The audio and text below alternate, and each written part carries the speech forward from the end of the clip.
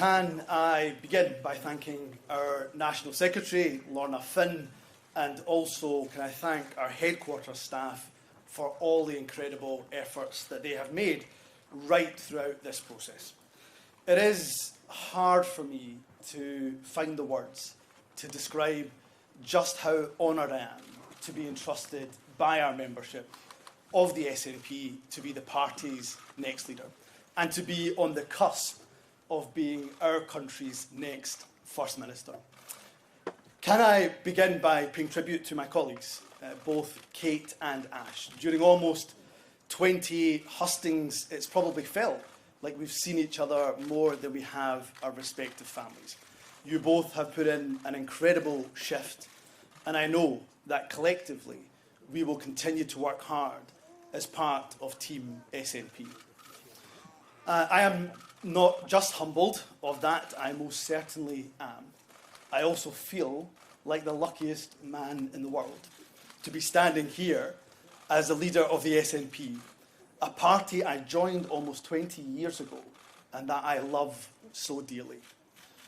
Friends, it was the late John Smith, and he got it absolutely right when he said, "The opportunity to serve our country is all we ask. To serve my country as First Minister will be the greatest privilege and honour of my life, should Parliament decide to elect me as Scotland's next First Minister tomorrow." And just as I will lead the SNP in the interests of all party members, not just those who voted for me, so I will aim to lead Scotland in the interests of all of our citizens, whatever your political allegiance. If elected as your First Minister after tomorrow's vote in Parliament, know that I will be a First Minister for all of Scotland, that I will work every minute of every day to earn and to re-earn your respect and your trust. I will do that by treating you, the people of Scotland, with respect. There will be no empty promises or easy soundbites when the issues in front of us are difficult and complex, because government is not easy, and I won't pretend that it is. My immediate priority will be to continue to protect every Scot as far as we possibly can from the harm inflicted by the cost of living crisis, to recover and reform our NHS and other vital public services, to support our well-being economy, to improve the life chances of people right across this country. I will move quickly to develop plans to extend childcare, to improve rural housing, support small businesses and boost innovation. I will bring forward reforms of the criminal justice system. I'll work with local government to empower our local authorities. And as First Minister, I will not shy away from those exceptionally tough challenges that require the difficult decisions. But where there's challenge, I will use it to also find opportunity. My government will seize the economic and social opportunity that the journey to net zero will bring. A country as energy rich as Scotland should not have people living in fuel poverty. The government I lead will renew and redouble our efforts to lift people out of poverty, to make work fair, to make our economy work for the people, and to ensure as we become a more prosperous country, we also become a fairer country too. And while I have had my fair share of battles with the UK government over the years, and there may well be some to come, I will work with them and other devolved nations constructively where I can in the best interests of our nation. I'm a proud Scot, and equally a proud European too, and Scotland is a European nation. We want to return to the European Union and play our part in building a continent that's based on human rights, on peace, prosperity and social justice. To the people of Scotland, the SNP has earned your trust by governing well, by ensuring that your priorities are our priorities. As a party and as a government, we are at our best when we are radical and bold. And the challenges we face today, they require nothing less of us. That is what I promised the people of Scotland, if Parliament, of course, puts its trust in me tomorrow. Joining the SNP, for me, was an act of hope, but it was also a statement of intent. I was determined then, as I am now, that we will deliver independence for Scotland, together, as a team. Leadership elections, by their very nature, can be bruising. However, in the SNP, we are a family. Over the last 5 weeks, we may have been competitors or supporters of different candidates.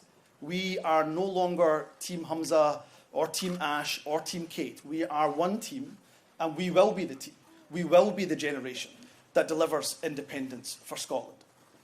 Where there are divisions to heal, we must do so quickly, because we have a job to do. As a party, we are at our strongest when we are united.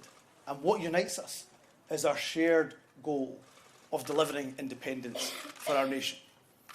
To those in Scotland who don't yet quite share that passion that I do for independence, I will aim to earn your trust by continuing to ensure we govern well, and earn your respect as First Minister by focusing on the priorities that matter to all of us. And in doing so, using our devolved powers to the absolute maximum effect to tackle the challenges of the day. And for those of us in this room and watching who do believe in independence, we will only win by making that case on the doorsteps. And my solemn promise and commitment to you is that I will kickstart our grassroots, our civic-led movement, and ensure our drive for independence is in fifth gear. The people of Scotland need independence now more than ever before, and we will be the generation that delivers independence for Scotland. Before concluding, I want to take the opportunity to thank some very, very special people indeed, and I wouldn't be standing here today if it wasn't for the support and the encouragement of a number of hard-working people. First of all, there is my amazing wife, Nadia. She is not just my rock, she is my compass, who helps to guide me through the most difficult times in life. There is no way, not a chance in hell, that I would be standing here if it was not for your love, for your support, and for your advice. Thank you for believing in me and for always being there for me. I will love you more, and I do love you more than words, more than the words that I can find to express. To my girls, this job will at times be all-consuming, I suspect, but know that there is no more important job in my life than being your dad. To Maya and Amal, you will always, always come first. To my mum, to my dad, to my sisters, thank you for your unwavering support throughout my life, for picking me up when I have been down and for telling me to keep going when at times I had my doubts. I'd also like to thank my phenomenal campaign team. You have worked day and night over the last few weeks to support me.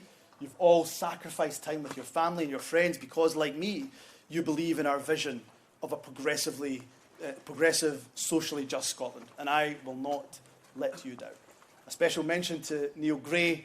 He is quite simply the best cornerman I could have asked for. During the roller coaster of emotion that is any leadership contest, you have been by my side, and there is no way I would have made it to the finish line without your support. And to my good friend and colleague, Shona Robison, your wise counsel has been indispensable to me during this contest.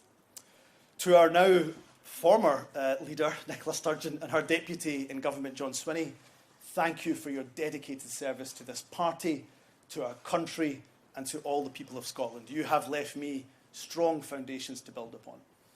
And thank you to my colleagues in both parliaments, across local government, and activists around the country who have been so supportive and so encouraging. I will ensure that I harness all of the talent across the party and across the country as I build that team that will take Scotland forward to deliver our nation's independence. From our brilliant MPs, led ably by Stephen Flynn and by Mary Black in Westminster, to our leaders in local government, as well as our exceptional group of MSPs in the Scottish Parliament, our Parliament has an array of talent right through its ranks.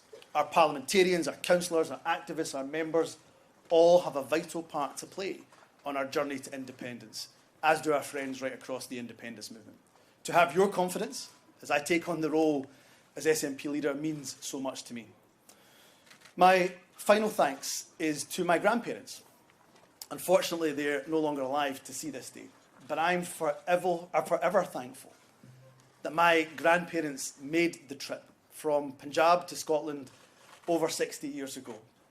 As immigrants to this country who knew barely a word of English, they could not have imagined in their wildest dreams that their grandson would one day be on the cusp of being the next First Minister of Scotland. As Humza Yousaf worked in the Singer sewing machine factory in Clydebank, as Rahmat Ali Bhutta stamped tickets on the Glasgow Corporation buses, they could not have imagined, as I say, in their wildest dreams, that 2 generations later, that their grandson would one day be on the cusp of being Scotland's First Minister. We should all take pride in the fact that today we have sent a clear message that your colour of skin, or indeed your faith, is not a barrier to leading the country that we all call home. From the Punjab to our Parliament, this is a journey over generations that reminds us we should be celebrating and always celebrate the migrants who contribute so much to our country. This is what drives my commitment to equality, that will underpin my actions as First Minister. Thank you for the honour of choosing me to be your nominee to become Scotland's 6th First Minister. I will dedicate every waking moment to serving you, the people of Scotland. Thank you very much.